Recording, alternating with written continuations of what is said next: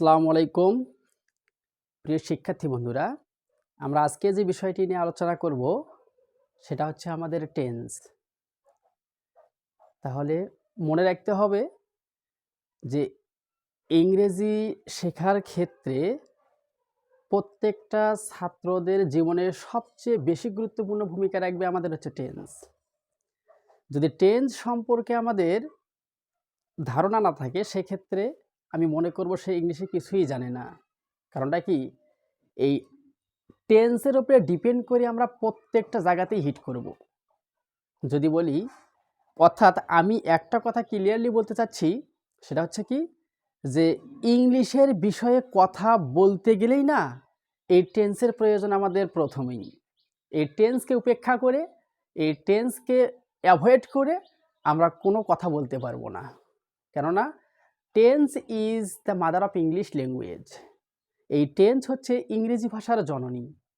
যদি আমরা এই টেন্স সম্পর্কে পূর্ণাঙ্গ ধারণা অর্জন করতে সক্ষম না হই, আমার মনে হয় ইংরেজির পিছনে মিশে মিশে ছোটার কোনো মানেই আসে না। সেজন্য যদি আমরা ইংরেজির প্রত্যেকটা বেদ যদি আমরা স্ট্রং করতে চাই, সেক্ষেত্রে অবশ্যই আমাকে টেন্স সম্পর্কে পূর্ণাঙ্গ ধারণা অর্জন করতে হবে। তবে আমি ইংরেজির প্রত্যেকটা বিষয় জানতে, বুঝতে এবং শিখতে সক্ষম হব। সেজন্য আমি এখানে লিখেছি যে tense equal to mother. Tense equal to mother, অর্থাৎ এই টেন্সের সমপরিমাণ আমি মার সাথে তুলনা করছি এখানে। অর্থাৎ পৃথিবীতে প্রত্যেকটা মানুষের জীবনে সবচেয়ে গুরুত্বপূর্ণ ব্যক্তি হচ্ছে আমাদের মা। যদি আমি বলি যে, মনে করেন আমি আমার কথা বলি মোস্তাছার, যে আমি আমার মাকে সম্মান করি না, শ্রদ্ধা করি না, তাকে ভালো রাখার চেষ্টা করি না, কিন্তু পৃথিবীর প্রত্যেকটা মানুষকেই না এত পরিমাণ সম্মান করি, শ্রদ্ধা করি, তাদেরকে ভালো রাখার চেষ্টা করি। এখন তোমরা বলো তো, যে আমি কি জান্নাতি না জাহান্নামী? অবশ্যই আমরা এক বাক্যে বলতে পারি যে স্যার, আপনি যেহেতু আপনার মাকেই ভালোবাসেন না, মাকেই সম্মান করেন না, সেক্ষেত্রে আল্লাহ তাআলা আপনাকে অবশ্যই জাহান্নাম ছাড়া কোনো স্থান আপনাকে দেবে না। ঠিক তেমনিভাবে বুঝতে হবে যে প্রত্যেকটা মানুষের জীবনে যেমন মা হচ্ছে সবচেয়ে গুরুত্বপূর্ণ ব্যক্তি, মার স্থানটা সবার আগে, ঠিক তেমনি মনে রাখতে হবে যে ইংরেজিতে ভালো করতে গেলে, ইংরেজির বিষয়ে সবচেয়ে ভালো জ্ঞান অর্জন করতে গেলে আমাকে অবশ্যই টেন্সটা জানতে হবে। কেননা tense is the mother of English language. কারণ টেন্সটা হচ্ছে ইংরেজি ভাষার জননী। তাহলে একটা মাকে ছাড়া যেমন সন্তানের সুখের কথা চিন্তা করা যায় না, ঠিক তেমনি টেন্স ছাড়াও আমরা ইংরেজির কোনো জায়গাতে ভালো করার চিন্তা কল্পনাও করতে পারি না। এজন্য আমাকে কী করতে হবে, এই টেন্স সম্পর্কে আমাদের পরিপূর্ণ ধারণা থাকতে হবে। তাহলে আমরা এখন দেখব যে টেন্স, দ্যাট মিনস এখানে দেওয়া আছে কাল বা সময়ে। তাহলে tense is related with time. তাহলে টেন্স হচ্ছে আমাদের সময়ের সাথে সম্পর্কিত। তাহলে টেন্স দ্যাট মিনস আমাদের এখানে দেওয়া আছে কাল বা সময়। তাহলে আমরা প্রথমত এই টেন্স, যেহেতু আমাদের আজকের টপিক, এই টপিক সম্পর্কে আমাদের প্রথমত একটু সাধারণ বিষয়টা জানতে হবে। যেমন এর সংজ্ঞাটা আমরা প্রথম দিয়ে শুরু করব, যেটা টেন্সটা আসলে কাকে বলো, what do you mean by tense. তাহলে টেন্স বলতে তুমি কি বোঝো? তাহলে মনে রাখতে হবে যে কোনো কাজ শুরু হওয়ার সময়কেই টেন্স বলা হয়। আমি কি বলছি, যে কোনো একটা কাজ যে শুরু হয়, এই শুরু হওয়ার সময়টাকেই বলা হয় আমাদের টেন্স। যদি আমি খুব সুন্দরভাবে বলি যে আমি ভাত খাই, আমি ভাত খাই, এটা হচ্ছে আমাদের বর্তমানকাল। আমি ভাত খেতাম, খেতাম বলতে অতীত, এটা হচ্ছে আমাদের পাস্ট ইনডেফিনিট টেন্স। এটা পরে দেখবো আমরা কোন টেন্স, সেটা পরে দেখবো। আবার যদি আমি বলি যে আমি আগামীকাল ঢাকায় যাব, এখনও যাইনি কিন্তু ভবিষ্যতে যাব, তার মানে বুঝতে হবে যে এখানে ৩টা কাজ করতে গিয়ে আমি এখানে ৩ বার সময় নিয়েছি। যে আমি ভাত খাই, আমি ভাত খেতাম, আমি আগামীকাল ঢাকায় যাব। তাহলে এই যে ৩টা কাজ করতে গিয়ে আমি ৩ বার সময় নিয়েছি, এই সময়টাই হচ্ছে আমাদের টেন্স। কারণ ৩টা সময়ে ৩টি কাজ সংগঠিত হয়েছে এখানে। সুতরাং এখানে দেখতে পাচ্ছি আমরা যে টেন্স প্রধানত ৩ প্রকার। কত প্রকার? ৩ প্রকার। নাম্বার ১ এ দেওয়া হচ্ছে আমাদের present tense, number 2 past tense, number 3 future tense, right? আচ্ছা, এই যে প্রেজেন্ট টেন্স, পাস্ট টেন্স এবং ফিউচার টেন্স, এই এক একটা টেন্সকে আবার ৪ ভাগে ভাগ করা হয়েছে। কয় ভাগে? ৪ ভাগে। তাহলে ৩ ৪ কয়টা হয়? ১২টা। তাহলে এই ১২টা টেন্সের মধ্যে আমরা শিখব অনলি 6 থেকে 7টি টেন্স। কয়টি টেন্স? 6 থেকে 7টি টেন্স আমরা শিখব। এখন প্রশ্ন করতে পারো যে স্যার আমাদের প্রত্যেকটা টিচার তো আমাদের 12টা টেন্সের ফরম্যাটেই শিখায়, তাহলে আপনি কেন আমাদের 7টা টেন্স শিখাবেন, বাকি 5টা কেন শিখাবেন না? হ্যাঁ, আমি সেই প্রশ্নে তোমাদের সাথে কথা বলবো। তাহলে মনে রেখো যে টেন্স হচ্ছে আমাদের 12টি, তার মধ্যে আমরা যদি 5টাকে মাইনাস করি তাহলে আমাদের টেন্স থাকে হচ্ছে আমাদের 7টি। তাহলে এই 7টা টেন্স আমরা এখানে শিখব, বাকি 5টা কেন শিখবো না সেই বিষয়টা আমরা এখন দেখব। তাহলে মনে রাখতে হবে যে এই 3, 4, 12টা টেন্সের মধ্যে আমরা 7টা টেন্স শিখব। তার পিছনে সবচেয়ে গুরুত্বপূর্ণ কারণটা হচ্ছে কি, এখন আমি যদি বলি যে স্যার আমি আগামীকাল থেকে নামাজ শুরু করব, কিন্তু নামাজ পড়তে গিয়ে আমার কি কি শেখা দরকার সেই বিষয়টা আমার জানা নেই। যেহেতু আমার নামাজ আমি কেবল জীবনে প্রথম শুরু করতে যাচ্ছি, এ সম্পর্কে আমার জিরো নলেজ। তো আমার কী করতে হবে? নিশ্চয়ই মনে করো তুমি নামাজ পড়তে পারো, তোমার কোরআন সম্পর্কে পূর্ণাঙ্গ ধারণা আছে। এখন তুমি আমাকে ইনস্ট্রাকশন দিচ্ছ যে স্যার আপনি যদি নামাজ পড়তে চান তাহলে প্রথমত আপনাকে সূরা ফাতিহা থেকে শুরু করে 2 থেকে ছোট ছোট 3টা সূরা আপনাকে জানতে হবে। 3 থেকে 4টা ছোট সূরা দিয়ে আপনাকে শুরু করতে হবে। হ্যাঁ, তার মানে কি দেখো যে এই 3 থেকে 4টে সূরার মধ্যে প্রথম সূরা যেটা আমাকে শিখতে হবে সেটা হচ্ছে আমাদের সূরাতুল ফাতিহা। কারণ এই সূরাতুল ফাতিহা ছাড়া পৃথিবীতে এমন কোনো নামাজ নেই যে নামাজ আমরা আদায় করতে পারবো, শুধুমাত্র জানাজার নামাজ ব্যতীত। এখন কথা হচ্ছে যে স্যার তুমি যদি আমাকে এই সূরা ফাতিহার পরামর্শ না দিয়ে উল্টো করে পরামর্শ দাও যে স্যার আপনি ইয়াসিন সূরা আপনাকে প্রথমত মুখস্থ করতে হবে, তারপর আপনি নামাজ শুরু করতে পারবেন। তার মানে কি যে এত বড় সূরা আমার দ্বারা কখনো মুখস্থ করাও সম্ভব না, আমার দ্বারা নামাজ পড়াও সম্ভব নয়। ঠিক আছে? তাহলে আমার কী করতে হবে? সূরা ফাতিহা থেকে শুরু করে পাশাপাশি সূরা ইখলাস থেকে শুরু করে ছোট ছোট যে সূরা আমাদের রয়েছে এই 2 থেকে 3টা বা 3 থেকে 4টা ছোট সূরা আমাকে নিয়ে শুরু করতে হবে। পর্যায়ক্রমে নামাজ পড়ার মধ্য দিয়েও আমি ইচ্ছা করলে কিন্তু পরবর্তী সময় ইয়াসিন সূরাও মুখস্থ করতে সক্ষম হব। তার মানে কি এখান থেকে বুঝতে হবে যে 3, 4, 12টা টেন্স যে রয়েছে এই 3, 4, 12টা টেন্সের মধ্যে আমরা শিখব হচ্ছে 6টি। কেন? তাহলে মনে রাখতে হবে পৃথিবীতে যে নামাজের কথাই বলি সেটা হতে পারে ফরজ, সেটা হতে পারে আমাদের সুন্নত, সেটা হতে পারে আমাদের ওয়াজিব। আমরা যে নামাজের কথাই চিন্তা করি না কেন প্রত্যেকটা নামাজের প্রত্যেকটা রাকাতেই কিন্তু আমাদের সূরা ফাতিহা ছাড়া পড়া সম্ভব নয়। ঠিক তেমনি রূপে আমি যদি বলি যে 3, 4, 12টা টেন্স রয়েছে আমাদের, এই 3, 4, 12টা টেন্সের মধ্যে আমাদের 6 থেকে 7টা টেন্স রয়েছে যেটা ঠিক ওই সূরা ফাতিহার মতো কাজ করে। প্রত্যেকটা জায়গাতেই প্রয়োজন, প্রত্যেকটা রাকাতেই যেমন সূরা ফাতিহার প্রয়োজন ঠিক তেমনি প্রত্যেকটা রাকাতেই আমাদের প্রত্যেকটা জায়গাতেই এই 7টা টেন্সের প্রয়োজন। তাহলে আমাদের যেটা সব সময় কাজে লাগে, সব সময় আমার জীবন চলার পথে প্রয়োজন হচ্ছে, আর বাকি যে 5টা টেন্স থাকতেছে এই 5টা টেন্স ছাড়াও আমাদের জীবন চলবে, কোনো সমস্যা হবে না। এমনিতেই চাকরির পরীক্ষাতে বা যে কোনো জব প্রিপারেশন পরীক্ষাতে গিয়ে আমাদের ওই বাকি 5টা টেন্স শিখতে হয়, আবার না শিখলেও কোনো সমস্যা নেই। মানে খুব রেয়ার এটার ব্যবহারটা খুবই রেয়ার। তাহলে আমরা কি করব? আমরা এখন দেখব যে এই 12টা টেন্সের মধ্যে আমাদের কোন কোন টেন্সগুলো আমাদের শেখা প্রয়োজন। তাহলে আমরা এখন দেখব যে প্রেজেন্ট টেন্স যে আমাদের 4 প্রকার, তার মধ্যে প্রথম টেন্সটার নাম কি আমরা সেই টেন্সটা এখন দেখব।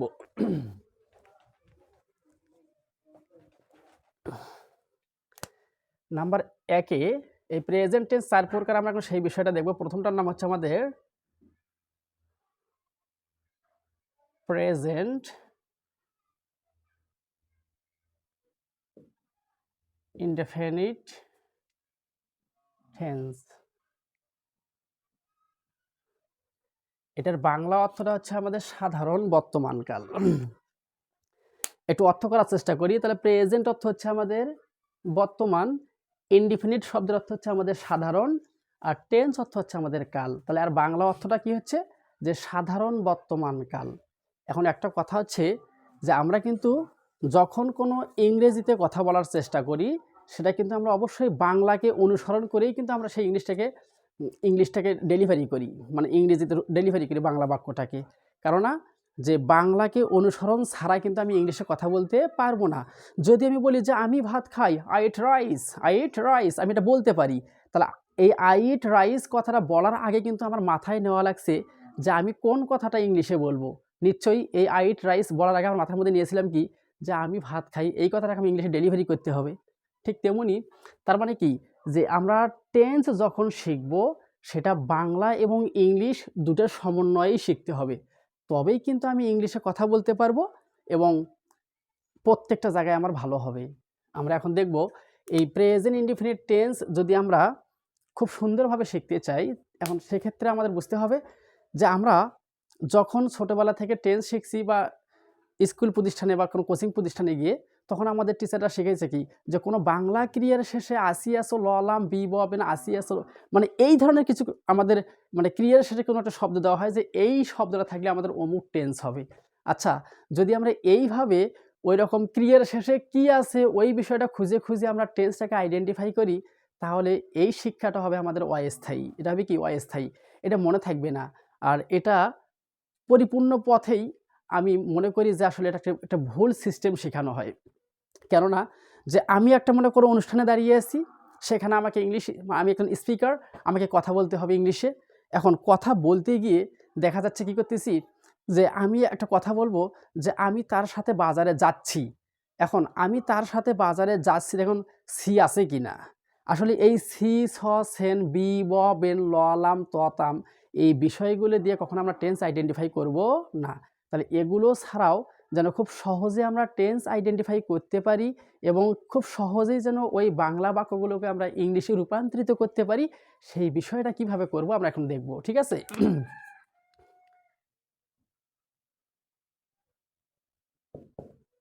সাধারণ বক্তব্য,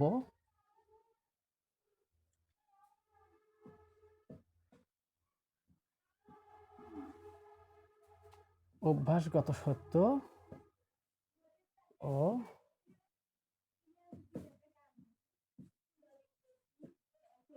চিরন্তন সত্য।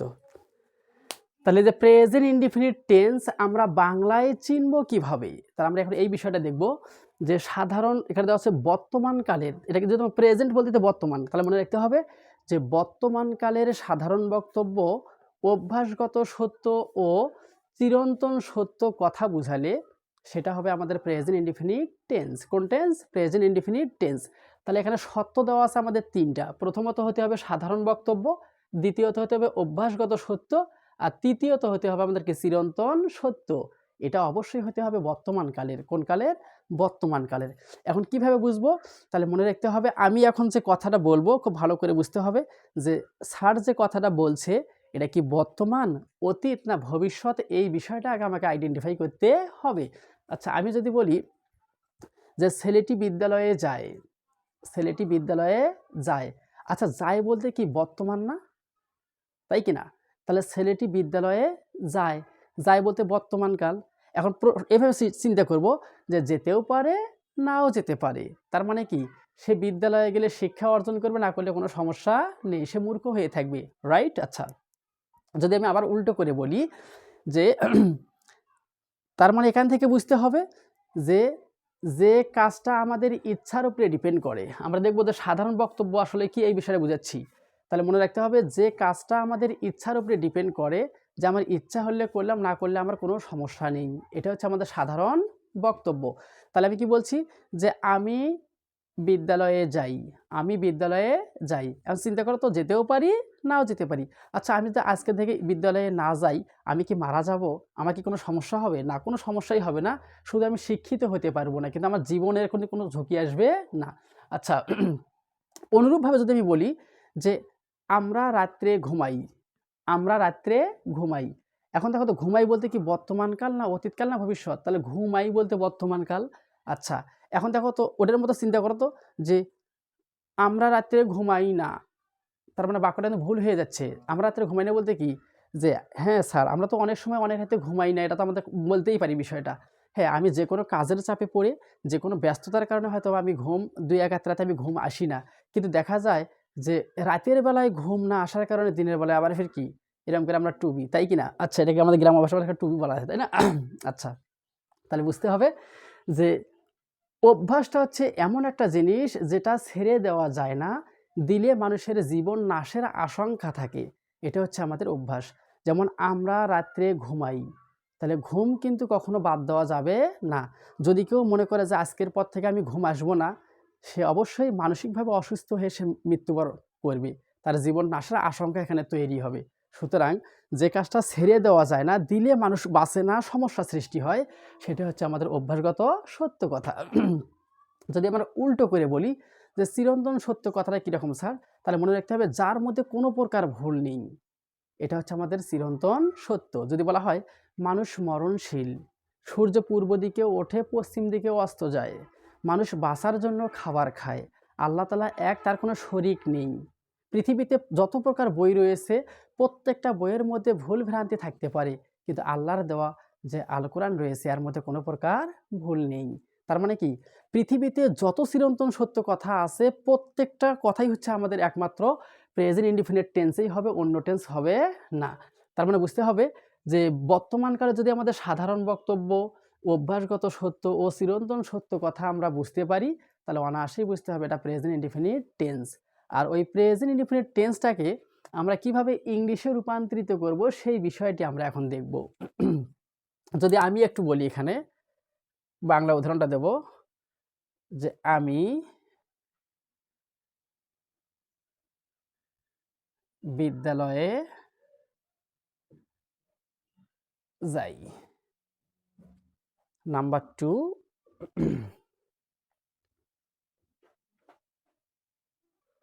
আমরা রাত্রে ঘুমাই। নাম্বার 3, মানুষ মরণশীল। মানুষ মরণশীল। তাহলে আমি বিদ্যালয়ে যাই, যাই বলতে বর্তমানকাল, এটা প্রেজেন্ট ইনডিফিনিট টেন্স। আমরা রাত্রে ঘুমাই, এটা হচ্ছে আমরা রাত্রে ঘুমাই বলতে বর্তমানকাল। ঘুম কখনো বাদ দেওয়া যায় না, দিলে মানুষ বাঁচে না, এটা হচ্ছে অভ্যাসগত সত্য কথা, প্রেজেন্ট ইনডিফিনিট টেন্স। মানুষ মরণশীল, এটা চিরন্তন সত্য কথা। তাহলে স্যার কি বলছে যে পৃথিবীতে যত চিরন্তন সত্য কথা আছে এটা শুধুমাত্র প্রেজেন্ট ইনডিফিনিট টেন্সেই হবে, অন্য টেন্স করা যাবে না। তাহলে এরকম হাজার হাজার বাংলা বাক্যকে যেন আমরা ইংলিশে রূপান্তরিত করতে পারি, সেই বিষয়টা আমরা এখন কিভাবে করব সেটা এখন দেখব, ঠিক আছে? তাহলে আমরা প্রেজেন্ট ইনডিফিনিট টেন্সেরই এই স্ট্রাকচার দেখব যে আসলে কিভাবে আমরা এই বাংলা বাক্যগুলোকে ইংলিশ করতে পারি, ঠিক আছে?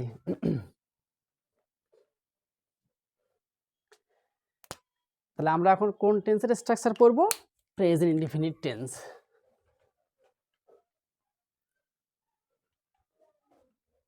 আচ্ছা,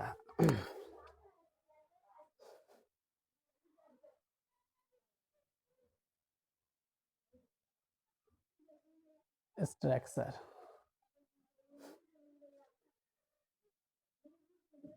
আচ্ছা, প্রথমে হবে subject plus verb one plus object.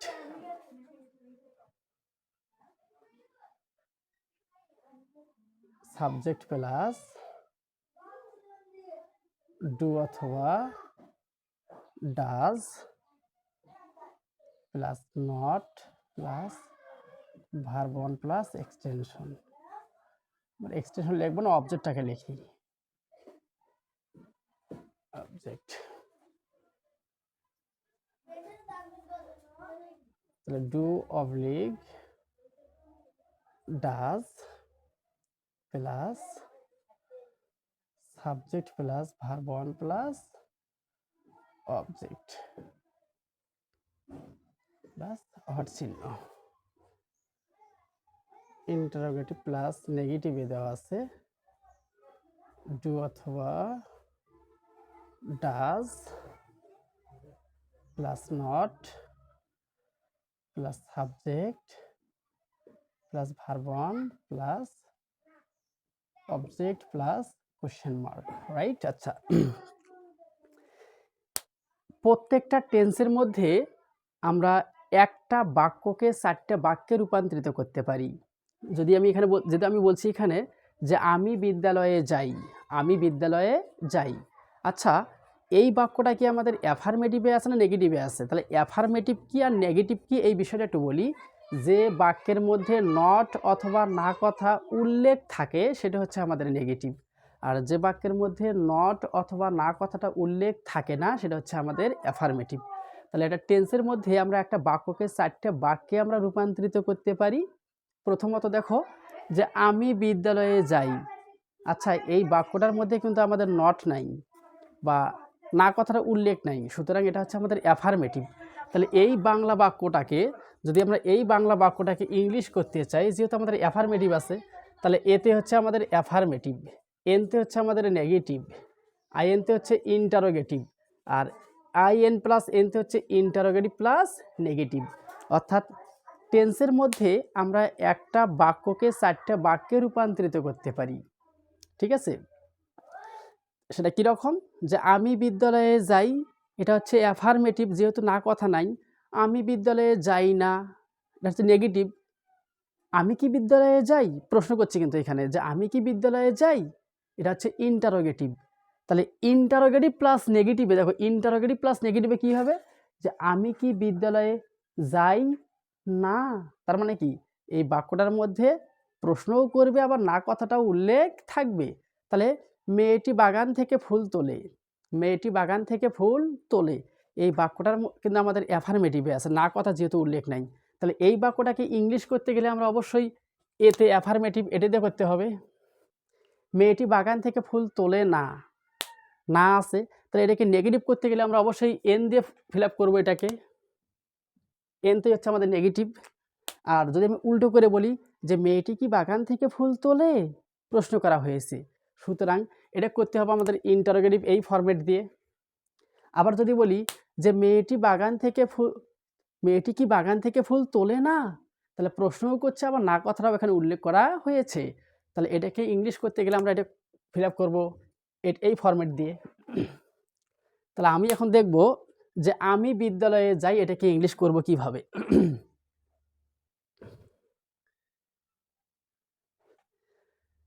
তাহলে আমাদের কাজ হবে, তাহলে প্রেজেন্ট ইনডিফিনিট টেন্সের আমাদের যে অ্যাফার্মেটিভের গঠনটা সেটা আছে সাবজেক্ট আছে প্রথমে, তারপর কি আছে ভার্ব অন, তারপর কি আছে অবজেক্ট। তাহলে subject plus verb one plus কি আছে এখানে অবজেক্ট। তাহলে মনে রেখো যে পৃথিবীতে যতগুলো ভার্ব রয়েছে প্রত্যেকটা ভার্বের 5টি ফর্ম রয়েছে। ভার্ব 1, ভার্ব 2 আর হচ্ছে ভার্ব 3। তাহলে পৃথিবীতে যত ভার্ব রয়েছে প্রত্যেকটা ভার্বের ফর্ম রয়েছে আমাদের কয়টি? 5টি। মানে ভার্বের ফর্ম মূলত হচ্ছে আমাদের 5টি, কিন্তু আমরা আমাদের সহজ করে জানার জন্য শিখি কি 3টি। তাহলে ভার্ব 1, ভার্ব 2 আর কি ভার্ব 3। এটাকে গ্রামারের ভাষায় বলা হয় প্রেজেন্ট ফর্ম, পাস্ট ফর্ম আর পাস্ট পার্টিসিপল ফর্ম। তাহলে ভার্বের ফর্ম যে হচ্ছে 5টি, এই বিষয়টা আমরা অন্য একটা ক্লাসে সুন্দর করে দেব, ঠিক আছে, বোঝানোর জন্য সবাইকে। আচ্ছা, তাহলে বলছি যে আমি বিদ্যালয়ে যাই। তাহলে মনে রাখতে হবে যে আমি বিদ্যালয়ে যাই, এখানে সাবজেক্টটা আসলে কে কে যায়? আমি। তাহলে আমরা প্রথমে নেব কি সাবজেক্ট।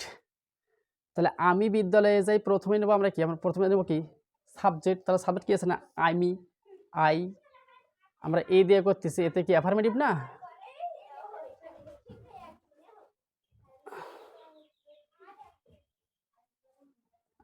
আই। এখন দেখি তারপর কি আছে এখানে ভার্ব 1, কি আছে ভার্ব 1। তাহলে বাংলা বাক্যের সবার শেষে থাকে হচ্ছে আমাদের ভার্ব। তাহলে কি বলছি, বাংলা বাক্যের সবার শেষে যে শব্দটা থাকে বা অবস্থান করে ওটা হচ্ছে আমাদের ভার্ব। আচ্ছা, আমি বিদ্যালয়ে যাই, এই যাইটা কি ভার্ব না? অবশ্যই ভার্ব। এখন যাওয়ার ইংলিশটা কি? গো।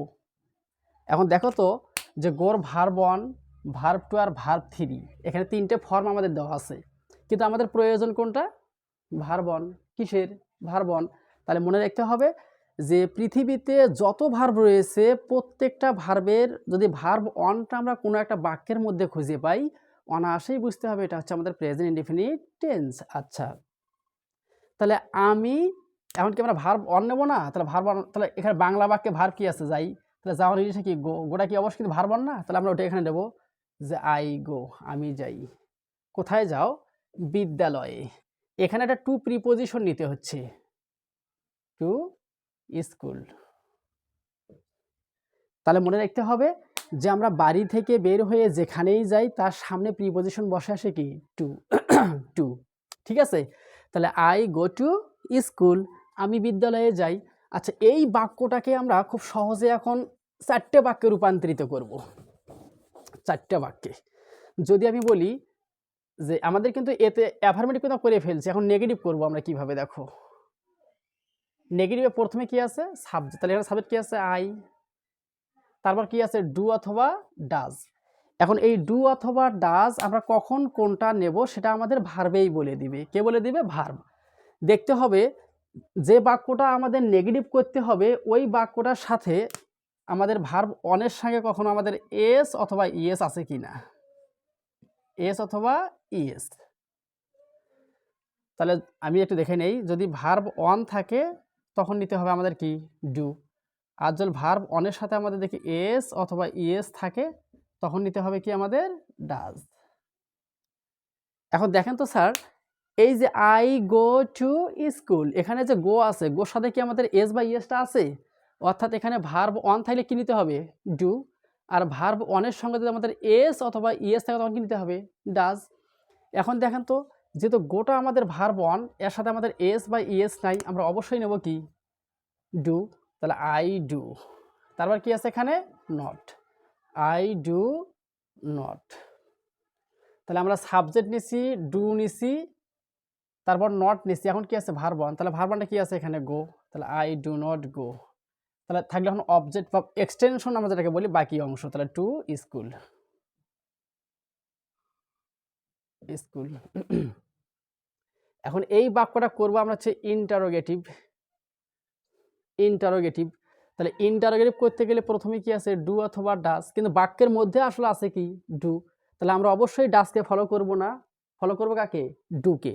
যেহেতু বাক্যের মধ্যে আমাদের ডু অবস্থান করতে, তাহলে এই ডুটাকে প্রথমে নিয়ে আসবো। আর বাক্যের প্রথম বাক্যটা সবসময় বড় অক্ষরে লিখতে হয়, ডু।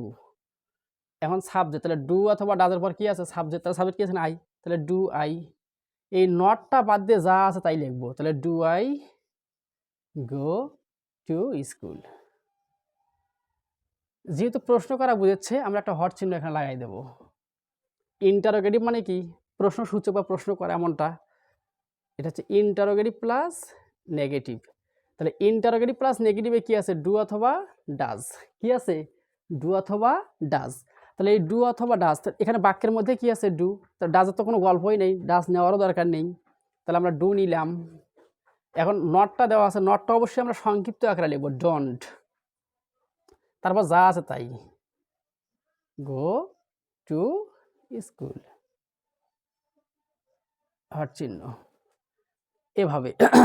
তাহলে আই গো টু স্কুল, আমি বিদ্যালয়ে যাই। I don't go to school, আমি বিদ্যালয়ে যাই না। Do I go to school, আমি কি বিদ্যালয়ে যাই। Don't I go to school, আমি কি বিদ্যালয়ে যাই না। তাহলে এভাবে আমাদের বুঝে বুঝে করতে হবে, ঠিক আছে। এখন কথা হচ্ছে যে এই যে ডু অথবা ডাজ যে বিষয়টা আছে, এটা কখন কিভাবে আসে সেই বিষয়টা আমরা একটা দেখব, ঠিক আছে।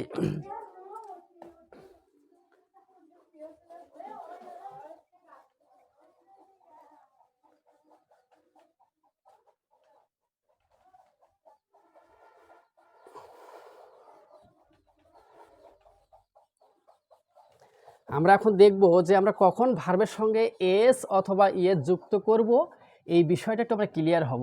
আর সেখান থেকেই আমাদের সৃষ্টি হবে ডু অথবা ডাজের ব্যবহার, ঠিক আছে।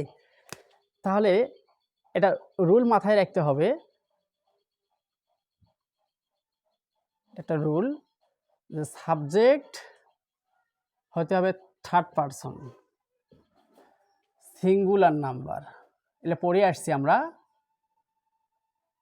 Singular number. এবং টেন্সটা অবশ্যই হতে হবে কি, প্রেজেন্ট ইনডিফিনিট।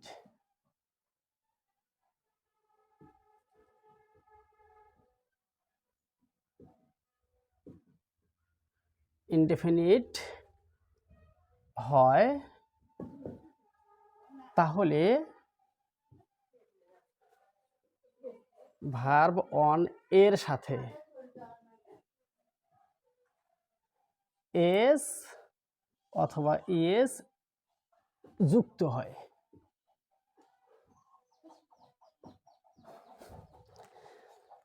জাস্ট বোঝার জন্য আমি সংক্ষিপ্ত আকারে ব্যবহার করছি এখানে বিষয়গুলো, যে সাবজেক্ট থার্ড পারসন হতে হবে, সিঙ্গুলার নাম্বার হতে হবে, এবং টেন্সটা কোন টেন্স হতে হবে? Present indefinite tense. অর্থাৎ আমি নিয়মটা খুব সুন্দর করে বলতেছি যে সাবজেক্ট যদি থার্ড পারসন, সিঙ্গুলার নাম্বার, এবং টেন্সটি যদি আমাদের প্রেজেন্ট ইনডিফিনিট হয়, তাহলে আমরা ভার্ব অনের সাথে এস বা ইএস যুক্ত করব। আচ্ছা, যদি আমি বলি, একটা বাংলা বাক্য বলি যে কামাল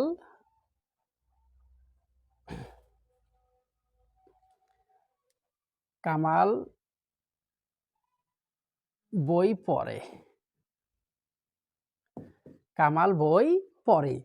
আচ্ছা, আমাদের প্রথম কাজটা হবে কি, যখনই কোনো একটা বাংলা বাক্যকে আমরা ইংলিশে ট্রান্সলেশন করব, তখন প্রথমত আমাকে টেন্সটাকে আইডেন্টিফাই করতে হবে, এটা কোন টেন্স, এবং সেই টেন্সের স্ট্রাকচার দিয়ে আমাকে করতে হবে। ঠিক আছে, আমরা একটু আগে পড়ে আসছি যে প্রেজেন্ট ইনডিফিনিট টেন্সের স্ট্রাকচার কী ছিল, যে subject plus verb one plus কী ছিল? অবজেক্ট। তাহলে subject plus verb one plus object.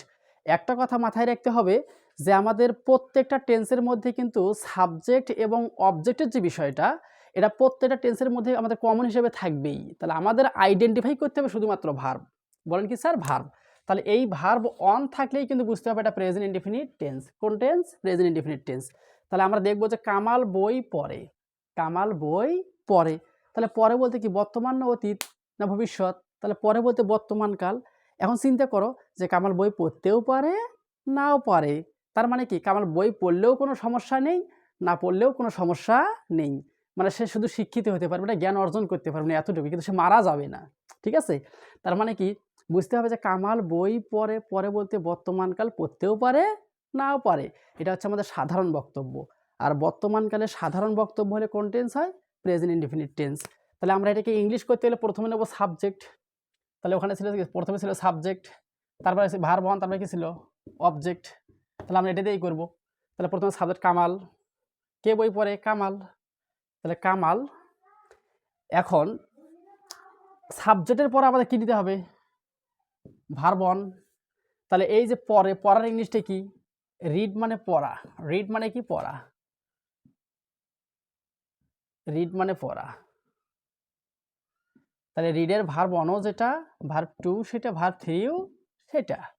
তার মানে কি আমাদের দরকার কিন্তু ভার্ব অনের। তাহলে আমাদের রিডের ভার্ব অন টু থ্রি তিনটে কিন্তু জিনিসটি একই। আচ্ছা, তাহলে আমরা ভার্ব অন নিলাম এখানে, রিড। এখন দেখি কামাল কোন পারসন, কামাল কোন পারসন? তাহলে বুঝতে হবে কামাল কোন পারসন? Third person. কামাল এখানে এখানে মিলেই, তাহলে থার্ড সাবজেক্ট কী হতে হবে? বলো, সাবজেক্ট কী হতে হবে? থার্ড পারসন হতে হবে না? তাহলে সাবজেক্টটা হতে হবে থার্ড পারসন। সত্য পূরণ হচ্ছে একটা। দ্বিতীয় সত্য কি আছে? Singular number. অর্থাৎ কামালটা এখানে একজন না অনেকগুলো? কামাল কিন্তু এখানে একজন, তার মানে সিঙ্গুলার নাম্বারও ফিল আপ করছি। এবং এটা কোন টেন্সের মধ্যে পড়ে? Present indefinite tense. তার মানে তিনটে সত্যই ফিল আপ করছে। তাহলে আমাদের ভার্বের সঙ্গে এস অথবা ইএস যুক্ত করার শর্ত হচ্ছে আমাদের তিনটি। প্রথম শর্ত হতে হবে সাবজেক্ট থার্ড পারসন। দ্বিতীয় শর্ত হচ্ছে আমাদের হতে হবে এটা সিঙ্গুলার নাম্বার, মানে একটা। আর তৃতীয় শর্ত হচ্ছে এটা অবশ্যই হতে হবে প্রেজেন্ট ইনডিফিনিট টেন্স, মানে ভার্ব অন হতে হবে। আর ভার্ব অনের সাথে আমরা এস বা ইএস যুক্ত করতে পারবো। ঠিক আছে, তাহলে আমাদের এখন দেখতে হবে স্যার, এখন প্রশ্ন করতে পারেন যে স্যার আমরা কখন এস আর কখন ইএস যুক্ত করব? একটু বুঝাই দেই। তাহলে এস বা ইএস যুক্ত করার বিষয়টা কি আমরা দেখব। যদি আমি বলি যে ইট আর গো, এখানে দুটো ইট মানে খাওয়া, গো মানে হচ্ছে যাওয়া। তার মানে কি যে এই নিয়মটা একটু মনে রাখতে হবে যে যে সকল ভার্বের শেষের বর্ণ হচ্ছে আমাদের কনসোনেন্ট। আমরা জানি এ থেকে শুরু করে জেড পর্যন্ত যতগুলো লেটার আছে প্রত্যেকটা লেটারকে আমরা দুই অংশে ভাগ করেছি, একটা ভাওয়েল, একটা হচ্ছে কনসোনেন্ট। তাহলে এ, ই, আই, ও, ইউ। তাহলে এই কটা হচ্ছে আমাদের ভাওয়েল। তাহলে এখন দেখেন তো যে তাহলে এ, ই, আই, ও, ইউ, এই পাঁচটা কিন্তু আমাদের ভাওয়েল। তাহলে যে সকল ভার্বের শেষের বর্ণ হচ্ছে আমাদের ভাওয়েল, তার সাথে যুক্ত করব আমরা ইএস। এখন দেখি এই ও কি এখানে আছে? আছে। আছে। তার মানে ও যেহেতু ভাওয়েল, স্যার বলছে যে সকল ভার্বের শেষের বর্ণ হচ্ছে আমাদের ভাওয়েল, তার সাথে যুক্ত করব আমরা কি? ইএস। আর যে সকল ভার্বের শেষের বর্ণ হচ্ছে আমাদের কনসোনেন্ট, তার সাথে আমরা যুক্ত করব কি স্যার? এস। এখানে কিন্তু টি আছে সর্বশেষে, টি কিন্তু আমাদের এর মধ্যে নেই, সুতরাং টিটা হচ্ছে আমাদের কনসোনেন্ট, রাইট? আচ্ছা, এই নিয়মটা হচ্ছে আমাদের 75% রাইট, 75% রাইট। আরও 25% আমাদের আছে, যেটা হচ্ছে আমাদের এক্সেপশনাল। কি এক্সেপশনাল? মানে ব্যতিক্রম ধর্মী, ঠিক আছে? তাহলে এই ব্যতিক্রম ধর্মীটা কীরকম? যদি আমি বলি ক্যাশ, তাহলে CATCH, ক্যাশ। তাহলে এর সঙ্গে আমরা অবশ্যই এখানে এইচটা কিন্তু আমাদের কি কনসোনেন্ট, তাহলে কনসোনেন্ট হলে কি হয়? এস হয়। কিন্তু এখানে আমাদের কনসোনেন্ট হওয়া সত্ত্বেও এস হবে না, হবে ইএস। এটাই ব্যতিক্রম, এটাই কি ব্যতিক্রম। আবার যদি ওয়াশ, ওয়াশ মানে কি? ধৌত করা। তাহলে এই এইচটা কিন্তু এখানে কনসোনেন্ট, তাহলে কনসোনেন্ট হলেই কিন্তু আমাদের হওয়ার কথা ছিল কি? এস, কিন্তু সেখানে এস না হয়ে কি হচ্ছে? ইএস। তাহলে ক্যাশটা যদিও আমাদের ক্যাশের শেষের বর্ণটা হচ্ছে আমাদের কনসোনেন্ট, তার সঙ্গে হওয়ার কথা ছিল আমাদের এস, কিন্তু সেখানে এস না হয়ে হলো কি? ইএস। তাহলে ওয়াশ, তাহলে ওয়াশ মানে ধৌত করা বা ধোয়া, তাহলে এটা শব্দের শেষে কি আছে আমাদের? এইচ, এইচটা হচ্ছে কনসোনেন্ট।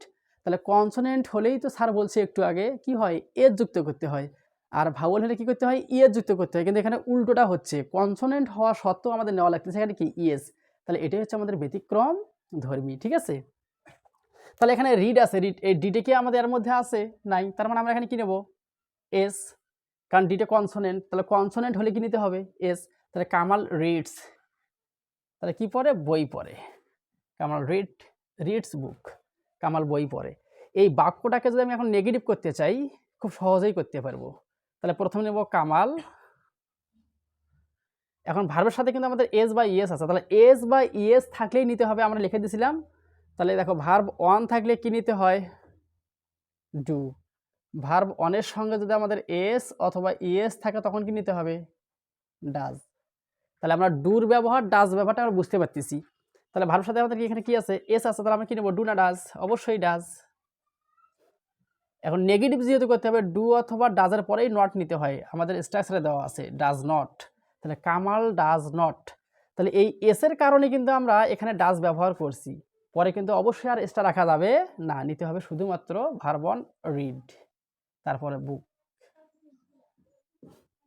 এখন এই বাক্যটাকে যদি আমি ইন্টারোগেটিভ করি, তখন এই ডাজটা প্রথমে আসবে, তখন ডিটে বড় অক্ষরে লিখতে হবে ডাজ, তারপর সাবজেক্ট কামাল, নট বাদ দিয়ে যা আছে তাই, নটটা বাদ দিয়ে যা আছে তাই পরেরটা লিখতে হবে, রিড বুক। আর ইন্টারোগেটিভ প্লাস নেগেটিভে কি করতে হবে? এটাই লিখবো, এই বাক্যটাই লিখবো, ইন্টারোগেটিভ এই বাক্যটাই লিখবো, শুধুমাত্র এই ডাজের পরে একটা নট ব্যবহার করলেই হবে, শুধু সংক্ষিপ্ত আকারে, ডাজেন্ট, তারপরে যা আছে তাই, কামাল রিড বুক। এই হলো আমাদের প্রেজেন্ট ইনডিফিনিট টেন্সের বিস্তারিত, ঠিক আছে? আমরা এবার দেখব যে এই প্রেজেন্ট ইনডিফিনিট টেন্সের পর আমরা দেখব present continuous tense. Present continuous tense আমি কিন্তু বেসিক নিয়ে আলোচনা করতেছি, অর্থাৎ আমাদের প্রত্যেকটা টেন্স যেন সুন্দরভাবে আমাদের জানা সম্ভব হয়, সেজন্য আমি বিস্তারিত নিয়ে আলোচনা করতেছি। যদি বিস্তারিত আমরা আলোচনা না করি, সেক্ষেত্রে আমাদের হয়তোবা সময় খুব সংক্ষিপ্ত আকারে ভিডিও দেওয়া যাবে, কিন্তু সেখানে শেখার কিছু থাকবে না, ঠিক আছে? এই জন্য আমরা বেসিক থেকে আলোচনা করতে সময় একটু বেশি যাচ্ছে, ঠিক আছে? তাহলে আমরা এখানে দেখব 2 নম্বর টেন্সের নাম হচ্ছে present continuous tense. Present continuous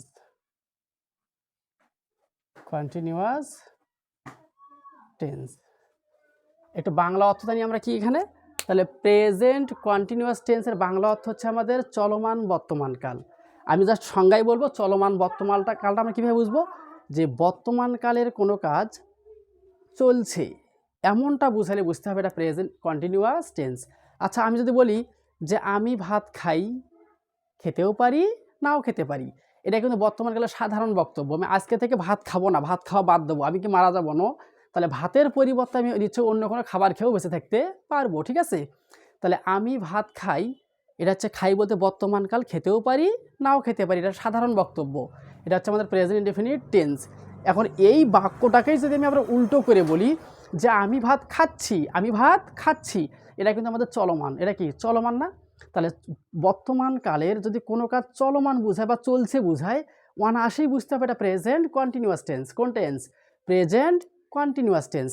যদি আমি বলি যে ছেলেরা মাঠে ফুটবল খেলে, ছেলেরা মাঠে ফুটবল খেলে, খেলে বলতে বর্তমান কাল, খেলতেও পারে নাও খেলতে পারে, এটা হচ্ছে আমাদের প্রেজেন্ট ইনডিফিনিট টেন্স। আর ছেলেরা মাঠে ফুটবল খেলছে, খেলছে বলতে কি, এটা হচ্ছে আমাদের কি, খেলছে বলতে কি মানে চলমান না, এটা হচ্ছে প্রেজেন্ট কন্টিনিউয়াস টেন্স। ঠিক আছে, তাহলে এটাকে ইংলিশ করতে গেলে তাহলে ছেলেরা মাঠে ফুটবল খেলে, খেলে বলতে বর্তমানকাল প্রেজেন্ট ইনডিফিনিট টেন্স। আর এটাকে উল্টো করে বলতেছি কি, যে ছেলেরা মাঠে ফুটবল খেলছে, এটা হচ্ছে চলমান, হচ্ছে প্রেজেন্ট কন্টিনিউয়াস টেন্স। আচ্ছা, যদি বলা হয় মেয়েটি বাগান থেকে ফুল তোলে, মেয়েটি বাগান থেকে ফুল তোলে, এটা হচ্ছে প্রেজেন্ট ইনডিফিনিট টেন্স। আচ্ছা, মেয়েটি বাগান থেকে ফুল তুলছে, এটা হচ্ছে প্রেজেন্ট কন্টিনিউয়াস টেন্স। তাহলে চলমান, বর্তমানকালের কোনো কাজ চলমান বোঝালে অনায়াসেই বুঝতে হবে এটা প্রেজেন্ট কন্টিনিউয়াস টেন্স। আর এই প্রেজেন্ট কন্টিনিউয়াস টেন্সের স্ট্রাকচার আমি আর ওইভাবে দিচ্ছি না। এখন আমরা প্রথম আমরা একটু সময় বেশি নিয়েছি, কারণটা হচ্ছে কি, প্রথম টেন্সের মতো করে প্রত্যেকটা টেন্সে আমরা শিখবো। ঠিক আছে, ওই জন্য আমরা affirmative, negative, interrogative, interrogative plus নেগেটিভের বিষয়টা বুঝিয়ে দিয়েছিলাম। ঠিক আছে, আমরা এখানে আর অত কিছু শিখবো না, জাস্ট আমাদের স্ট্রাকচারটা আসলে কি এটা জানলেই হবে যে অ্যাফার্মেটিভের যে গঠনটা এটা কীভাবে শিখবো। তাহলে এখানে প্রথমে থাকবে সাবজেক্ট, তারপর থাকবে এখানে am is are, am is are plus verb one plus ING plus extension. Extension না দিয়ে অবজেক্ট দেই এতটুকু। তাহলে subject plus am is are plus verb ওয়ানের সাথে আইএনজি প্লাস অবজেক্ট। তাহলে অবজেক্ট কি, এক্সটেনশন কি, আর কমপ্লিমেন্ট কি, এই বিষয়টা নিয়ে আমাদের একটা ক্লাস থাকবে। ঠিক আছে, যেখানে আমরা এই ক্লাসটা করলে আমাদের প্রত্যেকটা জায়গায় ক্লিয়ার হওয়া সম্ভব হবে। ঠিক আছে, আমরা এখানে অবজেক্ট নিয়ে আলোচনা করব। তাহলে যদি আমি বলি যে মেয়েটি, মেয়েটি ভাত খাচ্ছে, মেয়েটি ভাত খাচ্ছে। আচ্ছা, এখন এখানে দেওয়া আছে মেয়েটি হলো সাবজেক্ট, ভাত হচ্ছে অবজেক্ট, খাচ্ছে একটা শব্দ আছে, তাই না? মেয়েটি ভাত খাচ্ছে, খাচ্ছে বলতে কি, খায় না খাচ্ছে, খাচ্ছে বলতে চলমান, এটা প্রেজেন্ট কন্টিনিউয়াস টেন্স। তাহলে মেয়েটি ভাত খাচ্ছে, এটা হচ্ছে বর্তমানকালে একটা চলমান কাজ, এটা হচ্ছে অবশ্যই আমাদের কি প্রেজেন্ট কন্টিনিউয়াস টেন্স। আর এই বাক্যটাকে ইংলিশ করতে গেলে আমরা এই জিনিসটাই দিয়ে করবো। তাহলে প্রথমে আছে সাবজেক্ট, তারপর দেওয়া আছে অ্যাম, ইজ, আর, এই তিনটা। তারপর ভার্ব অনের সাথে কি করতে হবে, আইএনজি করতে হবে, বাকি অংশ বসাই দিতে হবে। ঠিক আছে, এখন কথা হচ্ছে কি স্যার, যেখানে অ্যাম ইজারের ব্যবহারটাই তো আমরা ভালো করে জানি না, সমস্যা। তাহলে কি করতে হবে, আমাকে দেখতে হবে এই অ্যাম ইজারের ব্যবহারটা আসলে কি। অ্যাম, ইজ, আর। তাহলে মনে রাখতে হবে যে এই অ্যাম, ইজ, আর এরা হচ্ছে তিন বোন। বলেন কয় বোন? তিন বোন। তাহলে অ্যাম, ইজ, আর এরা হচ্ছে তিন বোন, তিন বোনেরই বিবাহ দিছি। এখন যার হাজবেন্ড যিনি, সে কিন্তু সেই স্বামীর বাড়িতেই যাবে, সে ভুল করেও অন্য কোনো কারোর সাথে যেতে পারবে না। যদি যেতে চায় তাহলে সমাজ মানবে না, কারণ যার স্বামী যে, তাকে তার সঙ্গেই যেতে হবে। তাহলে আমি কি বলছি, যে এই অ্যাম, ইজ, আর এরা হচ্ছে তিন বোন, তিন বোনেরই বিবাহ দিছি, যার স্বামী যায় সে কিন্তু সেই স্বামীর হাত ধরেই যাবে। আমি দেখব যে, আমরা এখন দেখব যে আসলে কার হাজবেন্ড কে, এই বিষয়টা ভালো করে বুঝতে হবে। যদি আমি বলি যে আই, আই এম, তাহলে আই বলতে গেলেই কিন্তু আমাদের এম সামনে চলে আসে। তাহলে আই এম, অর্থাৎ যে আই এর সঙ্গে কার বিয়ে হলো, এম এর বিয়ে হয়ে গেল। তাহলে এক বোনের কিন্তু বিয়ে হয়ে গেল কার সাথে, আই এর সাথে, তাই কি না? তাহলে এখন বাকি থাকলো কয় বোন, বাকি থাকলো কয় বোন, দুই বোন। তাহলে ইজ এবং আর, এই দুই বোন আছে। এখন বুঝতে হবে, আমি কিন্তু পড়ছিলাম একটা, আমরা কিন্তু পার্সন পড়ছিলাম, নাম্বার পড়ছিলাম। তাহলে সেখানে বলা ছিল, তাহলে মনে রাখতে হবে, আমরা এখন দেখবো যে ইজের বিয়ে হয়েছে কার সাথে, আমরা এখন এই বিষয়টা দেখবো। তাহলে মনে রাখতে হবে, সাবজেক্ট থার্ড পারসন সিঙ্গুলার নাম্বারের সাথে বিয়ে হয়েছে আমাদের ইজের। যদি আমি বলি যে কামাল, তাহলে কামাল, কামাল, তাহলে কামাল ইজ, কামালটা কি থার্ড পারসন সিঙ্গুলার নাম্বার না? তাহলে অবশ্যই, তাহলে কামাল হচ্ছে আমাদের থার্ড পারসন সিঙ্গুলার নাম্বার, আর তার সাথে বিয়ে হচ্ছে কার, বলেন দেখি স্যার, ইজের। তাহলে কামাল ইজ। তাহলে কামালের প্রোনাউনটা কি হবে? হি। তাহলে হি ইজ। সাথী কোন person? Third person singular number, তাহলে সাথী is, she is, it is, the marker is. আচ্ছা, তাহলে 2 বোনের বিবাহ হয়ে গেল। এখন আর কয় বোন আছে? আর। তাহলে মনে রাখতে হবে এই আর এর কপালটা একটু খারাপ, ঠিক আছে? এর কয়েক জায়গাতে বিয়ে হয়েছে। কীরকম দেখো, যদি বলি আমি ইউ আর, ওই আর, দে আর, কামাল অ্যান্ড জামাল আর। তার মানে এখান থেকে বুঝতে হবে যে আসলে অ্যাম ইজ আর কোথায় কোনটা বসে, এটা খুব ভালো করে মাথায় নিতে হবে। তাহলে আয়ের বউকে অ্যাম, থার্ড পারসন সিঙ্গুলার নাম্বারের বউকে ইজ। তার মানে আই এবং থার্ড পারসন সিঙ্গুলার নাম্বারের যে আমাদের বিষয়টা আছে, মানে অ্যাম আর ইজের ব্যবহারটা যা আছে, এটা জানার পর প্রত্যেকটা জায়গাতে আমরা আর বসাই দেবো, ইউ আর, উই আর, দে আর। ঠিক আছে? তো আজকে এ পর্যন্তই। আমরা আগামীতে আবার এই টেন্সের পরবর্তী ক্লাস নিয়ে হাজির হব, যেহেতু অনেকটা ক্লাস হয়ে গেছে, বিস্তারিত বলতে অনেক সময় চলে গেছে। Thanks all.